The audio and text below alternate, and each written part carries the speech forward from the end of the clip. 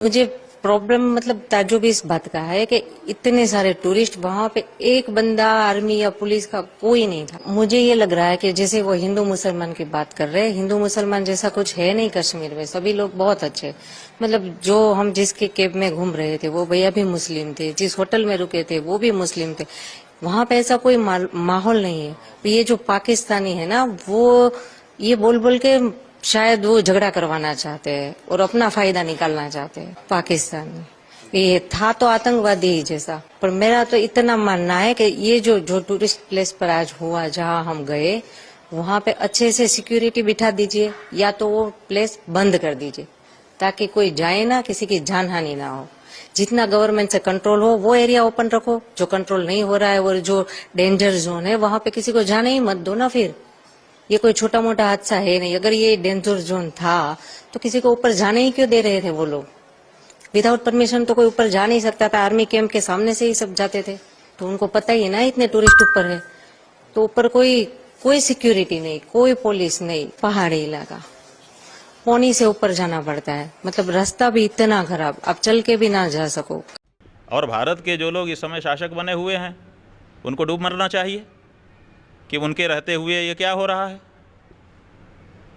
उनको तो कोई लज्जा नहीं आ रही है ना, जबकि हाँ, तो वो अपनी झेप को मिटाने के लिए तिरंगा यात्रा मिटा रहे हैं। उसी तिरंगा में अपना चेहरा छिपा लेंगे, बच जाएंगे। ये गलत है, इनकार कर देना चाहिए। और अगर अमेरिका ऐसा कहता है तो हम आक्रमण करेंगे, ये दिखाने के लिए कि तुम्हारी बात हमने नहीं मानी है। आप कैसे, अगर हमने आपकी बात मान भी ली तो उसकी घोषणा हम करेंगे और उसके कारण हम बताएंगे जनता को अपनी कि इन परिस्थितियों में हमने ये निर्णय लिया है। अगर वो निर्णय सही होगा तो हमारी जनता हमको साथ देगी। लेकिन हमारा निर्णय कोई और अपने जगह पे बैठ करके करने लग जाए। हम लोगों को क्या समझना चाहिए कि हमारे देश के प्रधानमंत्री कौन हैं? Donald Trump.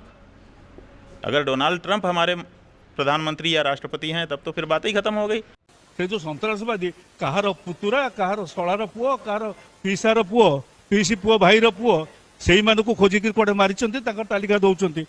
जो 4 जन मारे आमर सिंदूर लिभेले आम स्त्री लोक मुंडू, से 4 जन भितर जड़े किए मरची तार कथाटा कह। आम तो सेटा कहूँ तुम इंच जमी आनी पार नहीं, पीओ की फिर मागुच। नरेंद्र मोदी और गृह मंत्री अमित शाह से भी कि जब आप ये दावा करते हैं कि देश सुरक्षित हाथों में है तो ये टारगेटेड हमले कैसे हो रहे हैं? मोदी सरकार बार बार कहती थी कि नोटबंदी के बाद, धारा 370 खत्म होने के बाद आतंकवाद खत्म हो गया था। लेकिन पिछली बार जब डोनाल्ड ट्रंप आए तब दिल्ली जली, अब अमेरिका का उपराष्ट्रपति आया है तो कश्मीर में खून बह रहा। क्या ये सब संयोग है? लगता तो नहीं। कश्मीर में आतंकवादियों के हौसले क्यों नहीं इतने पस्त थे कि ऐसी घटना करने के पहले उन्हें 1000 बार सोचना पड़ता? क्यों आतंकवादियों में वो खौफ नहीं था? और इस सवाल का जवाब देना पड़ेगा देश के गृह मंत्री को भी, देश के प्रधानमंत्री को भी। शब्दों के खंडहर में न्याय की तलाश नहीं हो सकती, क्योंकि जनता देख रही है और जनता को बयान नहीं, बदला चाहिए, निर्णायक बदला। जो खून बहा है उसका जवाब चाहिए, बिना भाषण, बिना दिखावे। कश्मीर में अगर हिंदू होना गुनाह बन गया है तो फिर सरकार की खामोशी पर सवाल उठेगा, क्योंकि सरकार, आपको ये जवाब देना पड़ेगा कि आप देश चला रहे हैं या लाशें कर रहे हैं। और अगर मोदी सरकार के भी राज में हिंदू की पहचान उसकी मौत बन जाए तो फिर किस शांति की बीन बजाई जा रही है? अगर तलवार की नोक पर या एटम बम के डर से कोई हमारे देश को झुकाना चाहे, दबाना चाहे, ये देश हमारा दबने वाला नहीं। पाकिस्तान अगर आज कमजोर है तो मैं बहुत दावे से कहती हूँ कि वो देश जो उनको हथियार देते आए आज तक, उन्होंने कमजोर करा है पाकिस्तान को। और अगर पाकिस्तान को हानि होगी तो उनको मैं दोष देती हूँ कि उन्होंने ये हानि की है। और आज जो हमसे जलते हैं, क्योंकि इस किस्म की मदद हमने किसी से नहीं ली, वो इसी वजह से नहीं ली कि हम जानते थे कि हमारी आजादी अगर कम हुई तो किसी की मदद हमको मजबूत नहीं रख सकती। और अगर आजादी पक्की होती है तो बिना किसी की मदद के हम मजबूत रहेंगे, जरूर रहेंगे। तो राष्ट्रपति लिंकन ने मुझे बुलाया न्यूयॉर्क में, वाशिंगटन में। राष्ट्रपति क्लिंटन ने और उन्होंने कहा कि यहां पाकिस्तान के प्रधानमंत्री आ गए हैं, आप भी आ जाइए, दोनों मिलकर बैठिए, हम सवालों को तय करेंगे। हमने कहा जब तक पाकिस्तान के कब्जे में भारत की 1 इंच भूमि है तब तक मैं बात नहीं करूंगा। हमारे सामने बहुत चुनौतियां आएंगी,